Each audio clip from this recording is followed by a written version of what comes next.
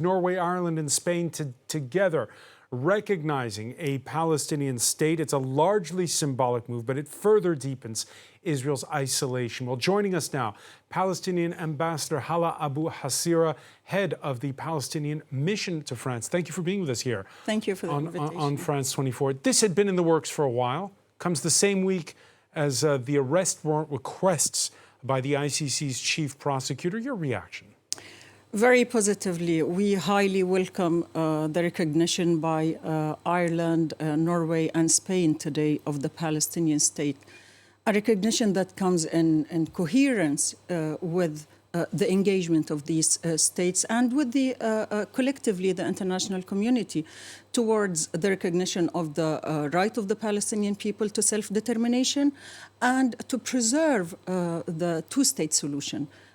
Solution that has been advocated for so long, advocated by the whole of the international community. It's about time. Today was the moment that collectively these countries recognize the state of Palestine, of the Palestinian people right to exist, of his national identity, and to say it's the moment to make peace. It's the moment to stop the aggression, and that there is no solution, military solution to the Palestinian question. The only solution would be political and should be political. Now, what we're seeing is, and we heard analysts on this very set 24 hours ago, warning that this increased pressure on Israel may lead to the opposite effect. The government of Benjamin Netanyahu doubling down, and we saw it today with his far-right security minister going to the Al-Aqsa Mosque compound, with Mr. Smotrich freezing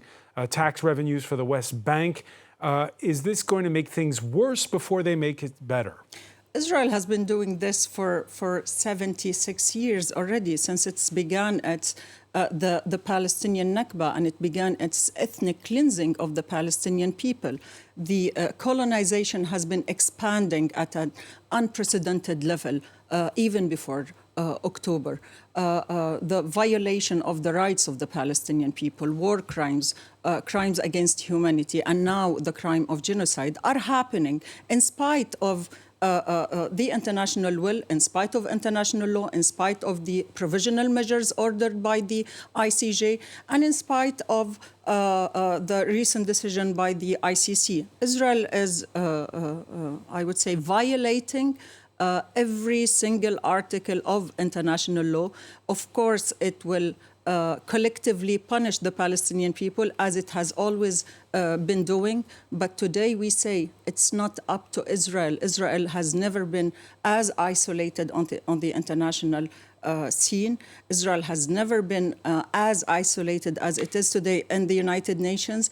And Israel has to choose today. This is the moment of choice, whether they want really what kind of future they want for their people, for the Palestinian people, for the peoples of the region as well. This is the moment of choice for Israel to stop its aggression, its crimes, and to abide by international law. So some Hamas officials taking credit for the fact that the likes of Spain, Ireland, and Norway are recognizing a Palestinian state, saying if we hadn't picked up our weapons and had armed struggle, this wouldn't have happened. What's your reaction? The state of Palestine has been engaged in a legal battle, I would say, on the international arena for the recognition of the state of Palestine since decades today.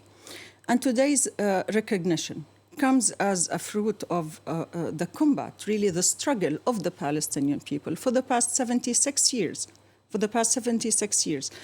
Today, this is the victory of the Palestinian people. This is the recognition of his existence, an existence that is denied by the State of Israel and its ministers. This is a recognition for Is equality. Hamas right, though, to take credit?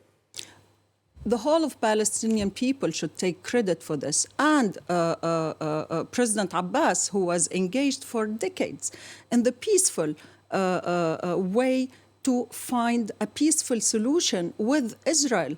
The question today is, what does Israel want? Does it want to go in the path of negotiations and the path and the way of peace that preserves the equality, rights, equal rights for everyone in the region? This is the question today. Ambassador Hassira, France recognizing the independence of the ICC earlier this week, distancing itself from the positions of the UK and the United States.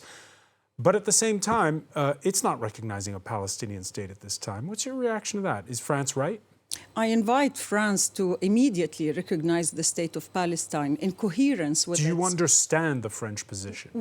I really hope that France seizes this moment, this very brilliant moment today, a victory for international law, for the right of the Palestinian people to self-determination. And this recognition by France would be in coherence with its different votings in the Security Council and the General Assembly and the annual voting that France votes for the right of the Palestinian people to self-determination. This is the right moment, and I hope France joins these countries who are sending a clear message that double standard is no longer acceptable, that Israel does not have a veto on any peaceful move the international community is taking.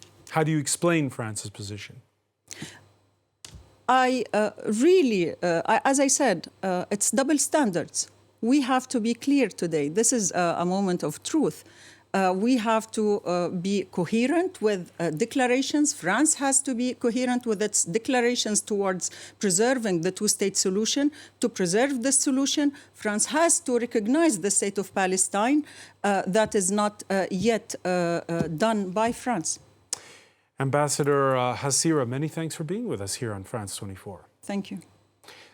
Stay with us, there's much more to come. And next, we'll be going to Cannes. The film festival now is more than a week on. They're starting to talk about the early favorites. That's next.